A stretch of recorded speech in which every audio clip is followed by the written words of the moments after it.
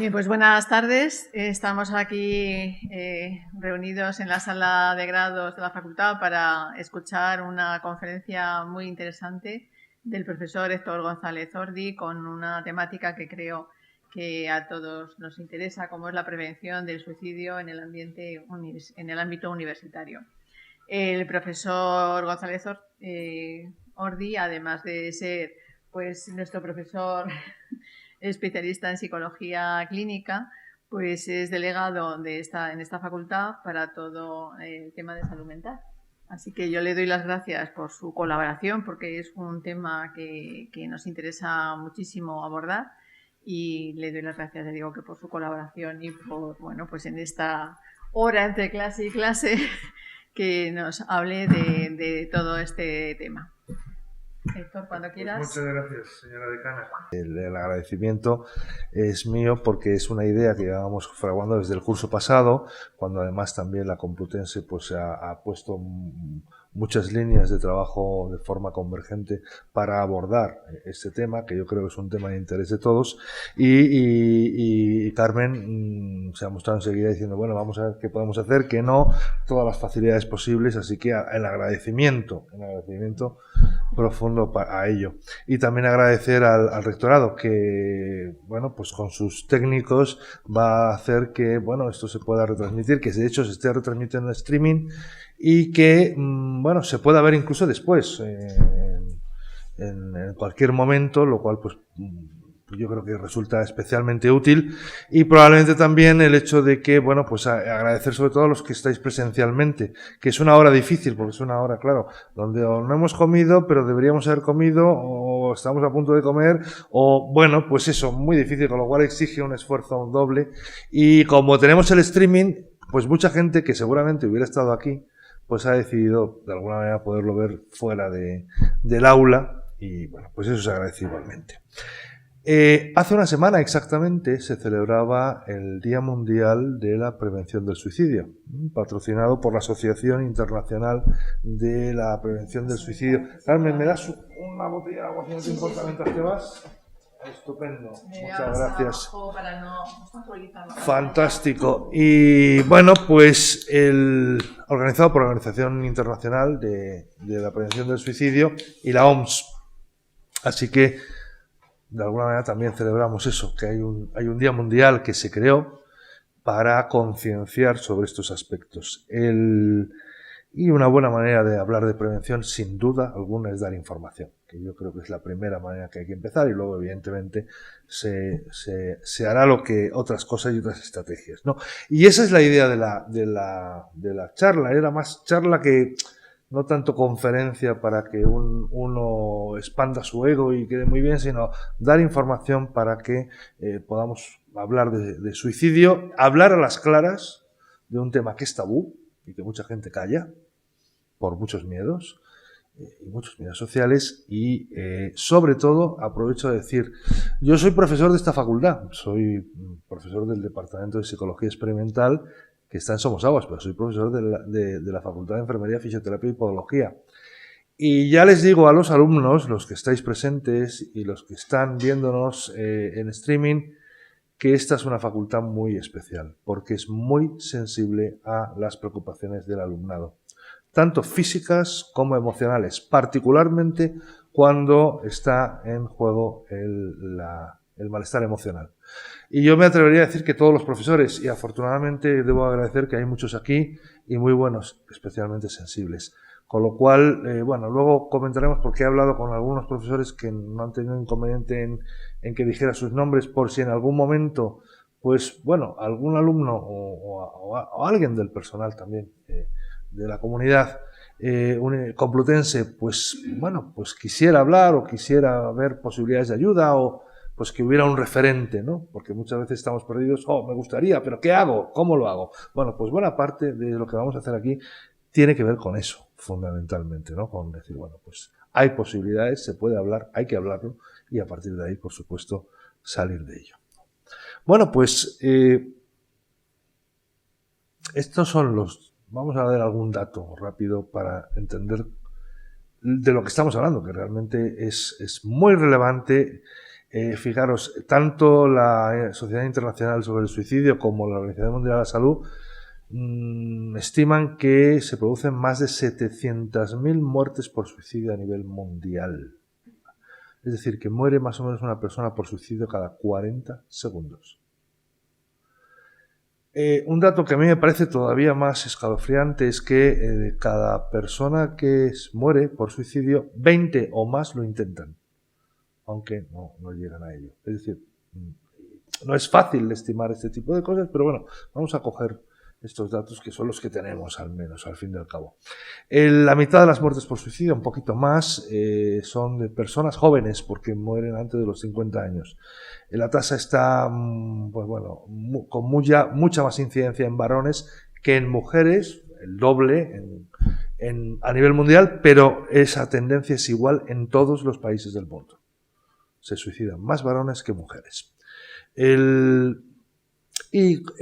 nivel mundial es la cuarta causa de muerte en jóvenes entre 15 a 29 años, que esto sí que nos ocupa a nosotros mucho más, ¿no? Tras los accidentes de tráfico, la tuberculosis y la violencia interpersonal. Aquí en casa, los datos del Instituto Nacional de Estadística nos dicen que es la primera causa de muerte no natural en España y la primera causa de muerte en jóvenes entre 12 a 29 años. Los datos de muerte global estos son los datos que más se utilizan, que son los del 22, 4.227, con una incidencia incluso más marcada que la decíamos antes, un 74% varones y un 26% mujeres. Los datos más recientes, que son los del 23, no hay más recientes, han bajado un poquito, pero estamos en 3.900 casos. Es decir, más de 10 personas al día. Más de 10 personas. Así que tenemos un problema, ¿no? Creo yo.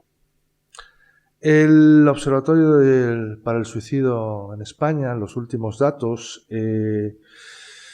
quería reflejar simplemente la curva de la incidencia, ¿no? Porque hemos visto la incidencia total, esos sobre los datos del 22, que son 4.277 casos. En rojo está marcado la incidencia entre 15 a 29 años.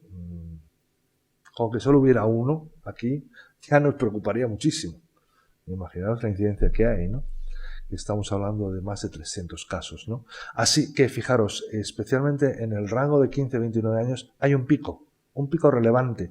Después hay otro pico hacia los 40 años y el otro pico, el pico más fuerte, que es 50 a 59 años. Probablemente por otras razones, por razones distintas, ¿no?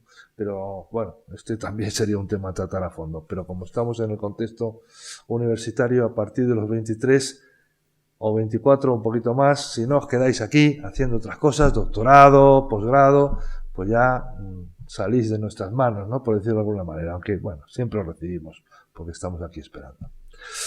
Que es muy coincidente con otros datos de otra institución distinta, que es la línea 024, que es la línea que se creó por el Ministerio de Sanidad para, bueno, pues en situaciones donde puede haber ideación suicida, incluso un cierto riesgo de suicidio, el poder llamar y que nos ayuden en un primer momento. Es una línea de socorro, ¿no? De ayuda al suicidio, que es la línea y fijaros que la curva de llamadas es muy similar a la curva que hemos visto de defunciones.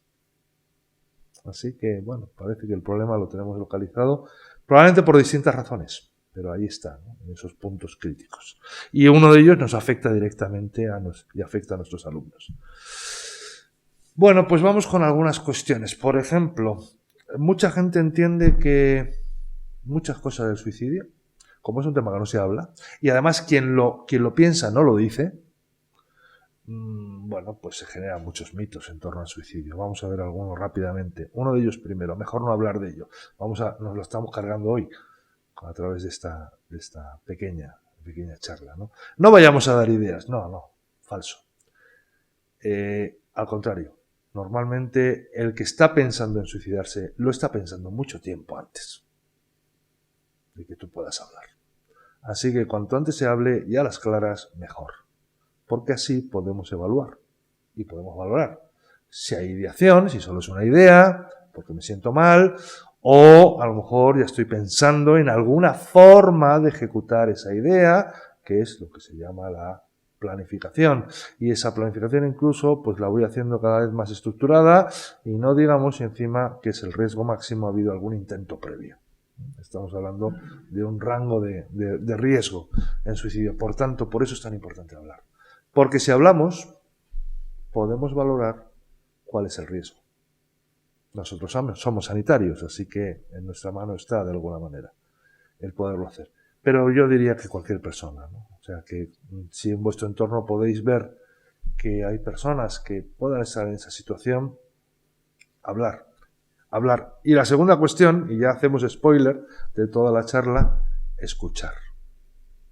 Escuchar sin juzgar, que es lo clave. Después las cuestiones terapéuticas ya pasan a otro nivel, ¿no? Pero en un primer nivel, que es en el nivel preventivo que estamos, escuchar sin juzgar, que no es fácil, ¿eh? Todos tendemos a juzgar y a entender las cosas, pero hay que hacer un esfuerzo aquí. ¿Por qué? Para entender qué pasa, ¿no? Quienes hablan del suicidio no tienen intención de cometerlo. Entonces, vale, como están hablando, pues vale, no hay ningún problema, no, todo lo contrario. Es que está haciendo una llamada de atención. En mi experiencia, mejor atendamos las llamadas de atención, no vaya a ser que le salga bien. Una llamada de atención es una llamada de atención. Vamos a ver qué pasa. Atendámosla porque por alguna razón se está haciendo en ese sentido. La mayoría de los suicidios suceden repentinamente sin advertencia previa. No es cierto, 8 de cada 10 suicidios hay advertencias. Se dice, se comenta, luego veremos algunas ideas, algunas claves que nos pueden decir, bueno, pues sospecha de, aunque no haya una verbalización directa. Como además se va a quedar grabado, pues luego, pues si interesa, pues podéis tener la oportunidad de revisarlo tranquilamente, ¿no? Pero 8 de cada 10 advierten. Otra cosa es que sean escuchados, o que puedan ser escuchados. El suicida está decidido a morir. El suicidio es de cobardes. Esto lo hemos escuchado todos en algún momento. El suicidio no, la persona suicida no busca morir. Busca dejar de sufrir.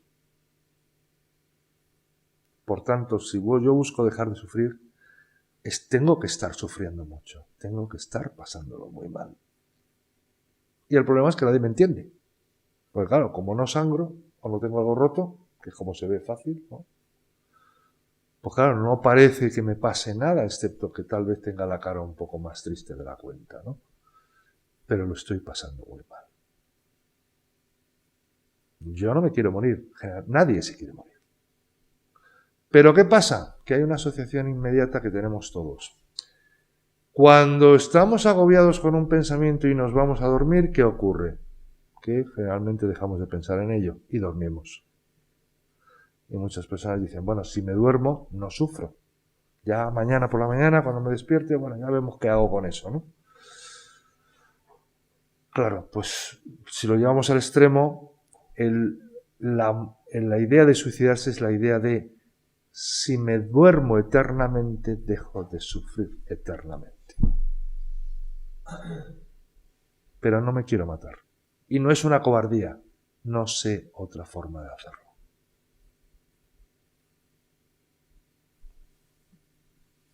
Quien haya sido suicida alguna vez nunca dejará de serlo, es un estigma. Y muchas personas lo tienen. Y no es cierto, el suicidio es situacional. El suicidio tiene que ver con ese estado de desesperación y desesperanza. Cuando ese estado cambia, o las condiciones cambian, o el estado emocional cambia, el suicidio deja de ser una alternativa. Por tanto, no es un estigma, no se cronifica. La depresión se puede cronificar, el suicidio no. Es situacional. Y solo las personas con trastornos mentales son suicidas. Es verdad que hay trastornos mentales que favorecen eso y condiciones, físicas y emocionales que lo favorecen, pero puede haber suicidas que no tengan ningún trastorno mental. Por ejemplo, una persona que ha perdido un gran negocio y que no soporta su vida sin que ese gran negocio esté ahí. no es un depresivo, no tiene un trastorno necesariamente, simplemente no acepta la realidad. Eso puede pasar. Muy bien.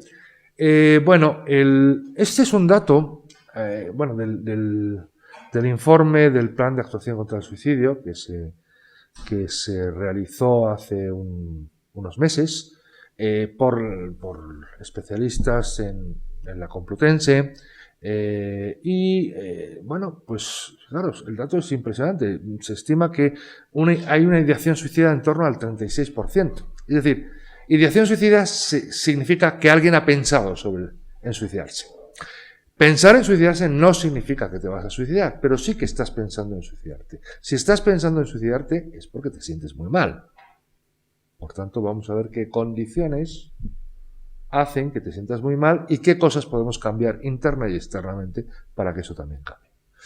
De hecho, en ese estudio, que era una muestra de estudiantes bueno, pues 1.800, un poco más de 1.800 estudiantes, pues esa incidencia estaba ahí, pero es verdad que la incidencia grave, es decir, la que implica un riesgo, porque ya hay una planificación, ya hay una idea, o incluso se han hecho intentos autolíticos antes, es del 2,6, es decir, es muy baja. Y esto nos remite a otra cosa. Pensar sobre el suicidio es algo que tiene más incidencia de lo que la gente piensa. Hay mucha más gente que ha pensado en esto. Lo que pasa es que no lo dice. Entonces consigue solucionar sus problemas y esa idea pues pasa. El problema es si no consigue solucionarlo o no sabe hacerlo, ¿no?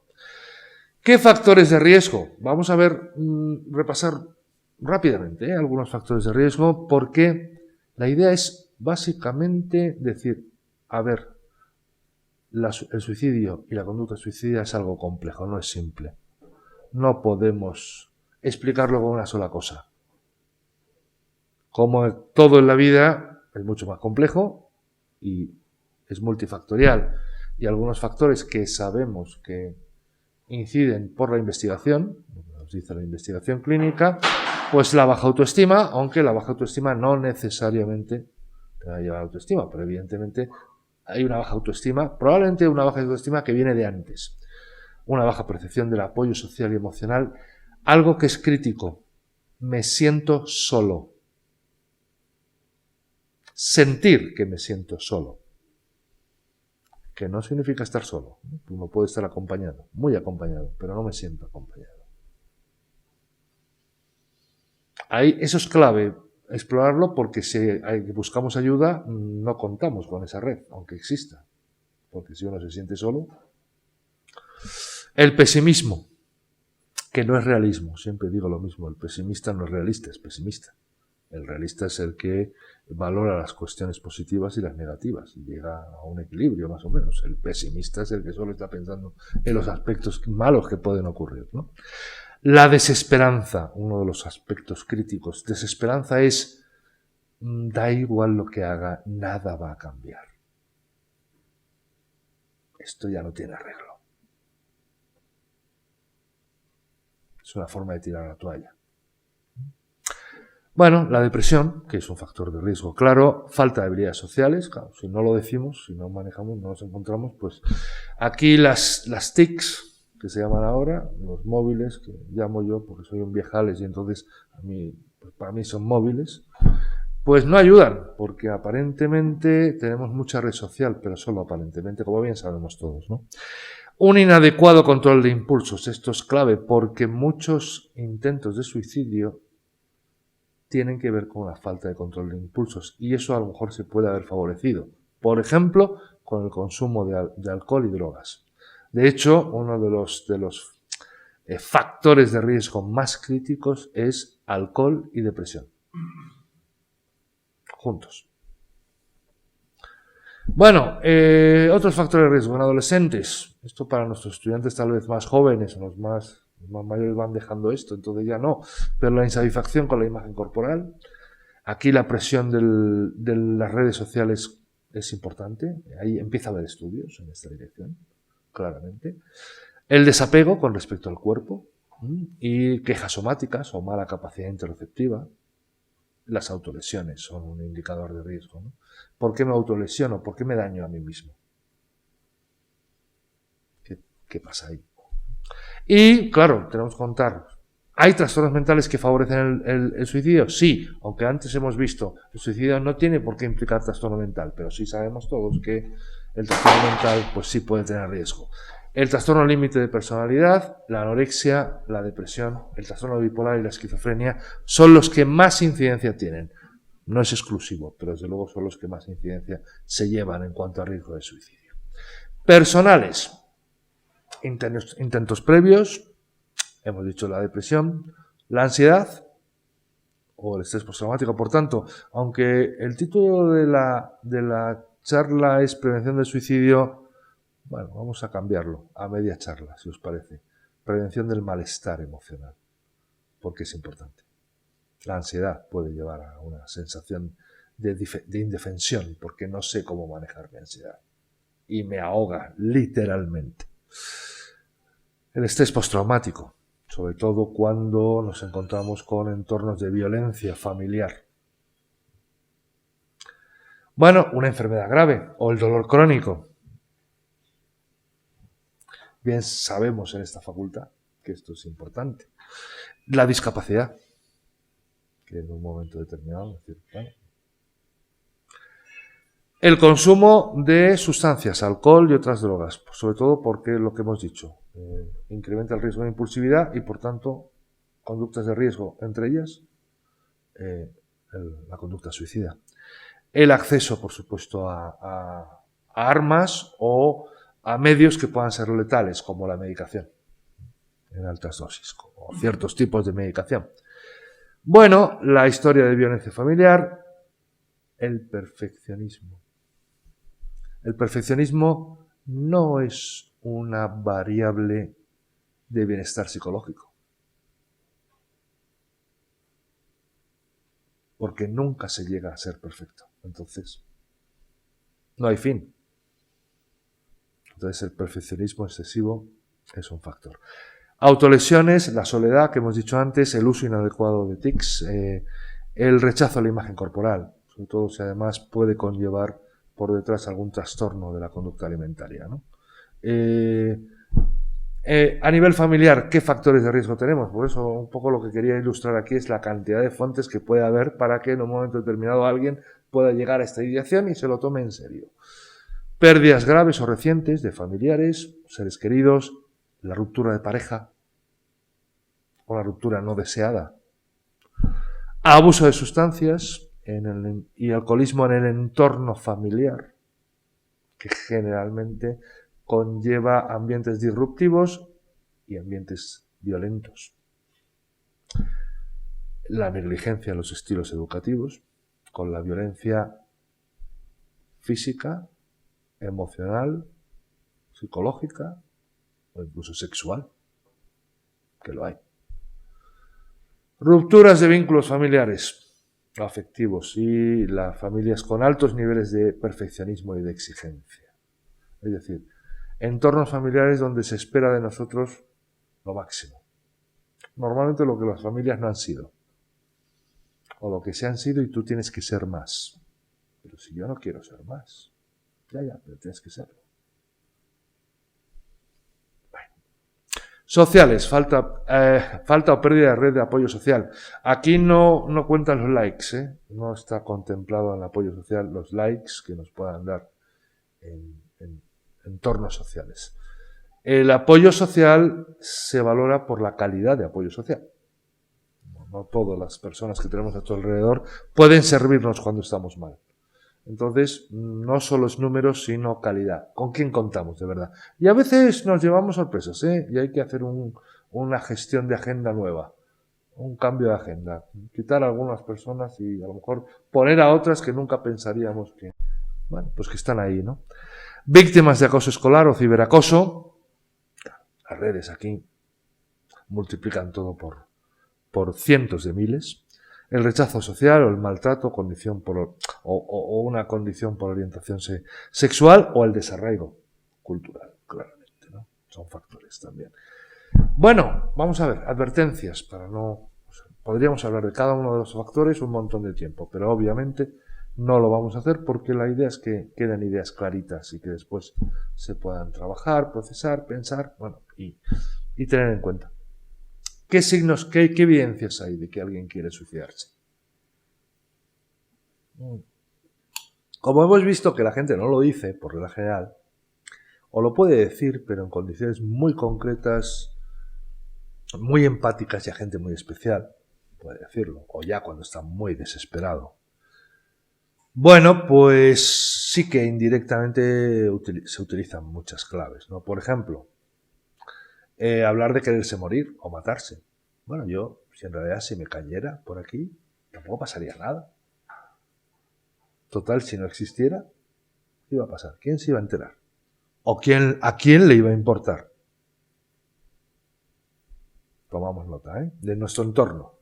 Son personas que pueden, en un momento determinado, hablar de sentir vacío, desesperado, de no tener motivos para vivir. Ningún motivo. O de sentirse atrapado, que no hay ninguna solución, que nada va a cambiar. O un dolor físico o emocional insoportable. Pero tenemos formas para hacerlo, ¿no? Formas de distintos tipos para poder trabajar con ello, ¿no? Lo que pasa que obviamente hay que verlo. Hablar de ser una carga para los demás o de alejarse de familias y amigos. Otras personas empiezan a regalar cosas importantes para ellos. Toma, te regalo esto, toma, te regalo. Miguel Ángel y yo nos asustamos en una época. El profesor Carretero está aquí. Pero afortunadamente fue una falsa alarma. Despedirse de amigos y familiares o poner en orden asuntos. Bien, conductas de riesgo, conducir extremadamente rápido. Muchos accidentes de conducción son intentos de suicidio. Lo que pasa, claro, luego llega el forense y hasta ahí no llega la ciencia forense, pero detrás de eso. Hablar de pensar con muerte, de la muerte con frecuencia. Pero de la muerte, claro, hablar de morir se puede hablar uno de la muerte, por supuesto, faltaría más porque no vamos a hablar de eso, ¿no? Y sería otro tema interesante. Pero claro, de una perspectiva un poco distinta. Cambios extremos en el estado de ánimo, pasando a casi de una fase depresiva a fase hipomaníaca sin que haya un trastorno que justifique tal estado, hacer planes o buscar formas de suicidarse y hablar de sentirse culpable o avergonzado. Son claves consumir alcohol, mostrarse ansioso, agitado, cambiar hábitos de sueño y de comidas, ira o venganza también. Pero no es solo uno, ¿eh? Uno no es factor diagnóstico en sí mismo, sino simplemente, bueno, pues son evidencias que vamos acumulando para, bueno, en un momento determinado establecer un heurístico que nos lleve a esa idea, ¿no? ¿Cómo se siente una persona que está pensando en suicidarse? Primero se siente inútil, que no vale nada, que debería desaparecer y que los demás estarían mejor, que no sabe por qué está aquí. Y lo puede decir, puede utilizar discursos donde eso pero así se sienten. ¿Cómo nosotros podemos pensar que alguien se sienta así? Aquí lo peor que se puede hacer es decir, pero con todo lo que tú tienes, con esta vida que tienes, eso genera todavía más culpa, claro. Con lo cual, obviamente, no podemos decir esto. No olvidemos que el spoiler era escuchar sin juzgar al final, que es lo que nos va a tocar hacer muchas veces, y a partir de ahí podemos valorar. Se valora también, si la persona siente que el mundo es angustioso, una forma de angustia, por lo que sea. Ese mundo, el mundo que la persona vive, es angustioso, es peligroso y es impredecible.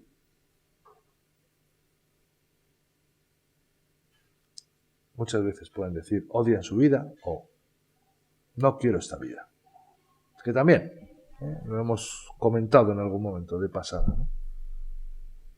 Pero ese sería otro planteamiento. No esperan nada, no va a cambiar y por tanto el futuro pues es negro o indiferente, ya nada puede hacerme feliz y nada va a cambiar. Estos son críticos también. O sea que estos tres son fundamentales, ¿no? Y generan una altísima angustia o ansiedad, o tensión, como queráis llamarlo. Y sobre todo la idea de que no va a cambiar la situación. Uno de los factores críticos es lo que llamamos rigidez cognitiva. Es, esto no va a cambiar. Como no va a cambiar, mejor resolverlo rapidito. No, todo lo contrario. En el suicidio, un día más es una victoria. Un día más es una victoria. Claro que pueden cambiar las cosas, todo cambia. Pero en ese momento la persona no lo ve. No lo ve. Hay una intranquilidad que quiero dejar de sufrir. Es que ya estoy cansado, porque es que siempre es así y estoy cansado de que la gente no me entienda. Y lo he dicho, y lo he vuelto a decir, y lo he dicho por activa, por pasiva, y nadie me entiende. Y ya está bien. Hartazgo. Que tiene que ver con la desesperanza que decíamos antes. Y entonces buscamos una escapatoria, porque el suicidio es una escapatoria. Escapatoria para dejar de sufrir. Vuelvo a insistir, no para matarse. Yo no quiero matarse, yo quiero dejar de sufrir. Pues entiendo que la muerte pues tiene que ser un sitio donde no se sufra. Creo yo, tampoco sabemos mucho más allá de lo que nos viene, ¿no? No se percibe mejor alternativa, hay un malestar intenso, duradero, que no cambia, hay una falta de control de impulsos y de ahí podemos llevar a la conducta suicida. Esta sería un poco la situación, la planificación. Como sanitarios, que al final somos, ¿cómo ayudar? Podemos ayudar mucho. Escuchar, escuchar, escuchar. Oír. Escuchemos. Y los alumnos, escuchar a vuestro entorno. A ver qué pasa. Si escuchamos, podemos enterarnos de algo. Si no escuchamos, no. Es así. En la medida de lo posible, una vez que escuchemos, hay que mantener la calma. Somos modelos de actuación. Por tanto, si podemos mantener la calma, no juzgar, es muy difícil no juzgar, o al menos no hacer juicios que sean evidentes y manifiestos, ¿no? Uno puede pensar lo que quiera para sus adentros, pero por lo menos no hacerlo evidente. Porque hay que intentar comprender por qué esa persona ha llegado ahí. Fijaros la cantidad de factores que pueden incidir en un momento determinado en que alguien se plantee suicidarse. Y bueno, nos hemos dejado unos cuantos más, pero bueno. Frases típicas que hemos oído todos y que no sirven para nada. Ya pasará, no es para tanto, no hay que tomárselo a la tremenda, tienes que seguir hacia adelante, hay que luchar, el tiempo lo cura todo, etcétera, etcétera, etcétera. Las de siempre. Esto genera muchísima culpa. Porque le estamos diciendo a la persona, es que eres un inútil, efectivamente, es que eres un inútil. Y de eso ya tiene de sobra, Pues ya ha pasado días pensando en que eso es así. Así que no vale para nada. ¿Por qué estás así?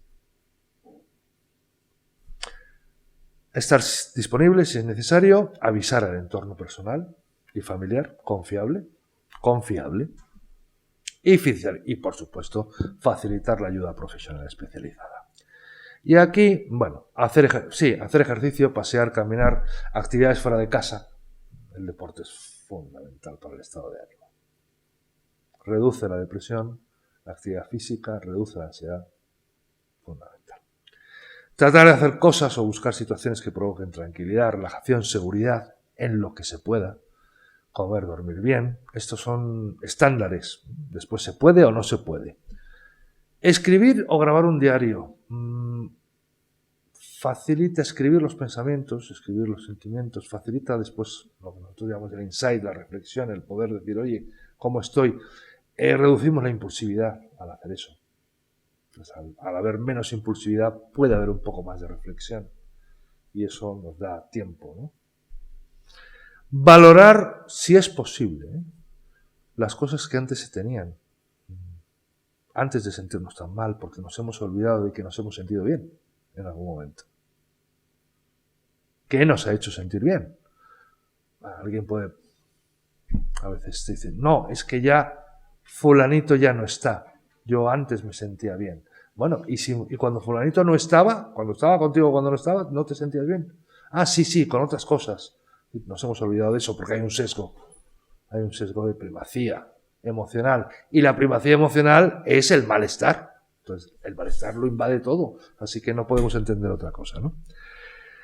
La ideación suicida es transitoria como una ola. La canción de la folclórica nos viene muy bien al paso. Como una ola. Sí, pasa. Pasa. Como el deseo de consumo. Pasa. Lo que pasa es que tenemos que tener un poquito de autocontrol y hay que enseñarlo. Y, por supuesto, ayuda profesional. Ayuda profesional. La Complutense tiene recursos. Por supuesto, los recursos de la Complutense, el SICAL, el primero de ellos, aquí os dejo el teléfono y el correo, están ahí siempre disponibles y pueden dirigir la ayuda hacia otros lados, o la Clínica Universitaria de Psicología de la UCM, que está en Somosaguas. Nos coge un poquito lejos de aquí de Moncloa, pero bueno, hay un estupendo autobús A que llega hasta ahí, que sale de Moncloa, y esa es otra opción. Para los que quieran incluso hacerlo por fuera de la Complutense, la línea 024, llama a la vida, del Ministerio de Sanidad, y algunos de nosotros, los profesores, yo les pedí, hablé con los profesores especialmente, el profesor Arrogante, el profesor Mayor, el profesor Carretero, si no les importaba que les mencionara como receptores desde enfermería. Lo que ocurre es que ahora debo decir, y a las pruebas me remito por la cantidad de compañeros y profesores que me están apoyando esta tarde, que esta facultad es muy especial y que yo diría casi prácticamente todos los profesores, pongamos 99%, ¿no? Un 5% de error como se hacen los estudios, ¿no? Con un 5% de error os diría, todos los profesores son especialmente receptivos al sufrimiento humano y van a poner todo lo que esté en su mano por ayudaros. No dejéis de hablar. No dejéis de hablar con ellos. Pero, de alguna manera, si hay alguna duda un poquito más específica, especializada o profesional, ahí tenéis mi correo. Y muchas gracias.